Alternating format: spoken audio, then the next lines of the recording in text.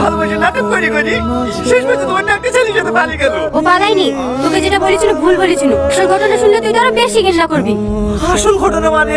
ও একটা ধর্ষিতা মেয়ে, টুকরো রাতে রেপ হয়ে হসপিটালে ভর্তি ছিল, তার লিখিত আমাদেরকে যেতে বারণ করেছে। তাহলে ও কোনো ছেলের সাথে পালিয়ে যায়নি? না। এই কথাটা আমাকে আগে বলবো না। আরে আরে এ কি করছিস? আমাকে ভাবি তুমি আগে থেকে সব জানতি? হ্যাঁ, আমরা দুদিন বাদেই সব শুনেছি। তাও আমাকে জানাওনি। ভাবি আর কেউ না জানুক, তুমি তো জানো আমি দিকে কতটুকু ভালোবাসি। তাই বলি তুই একটা ওইরকম মেয়েকে বিয়ে করবি?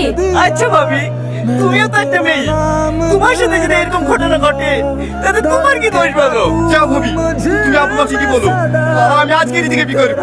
কিন্তু যাবো না, আমি যাবো। এই রীতি কবুল, এই রীতি এ করছি কি রে? বলো কবুল। আমি পারবো না।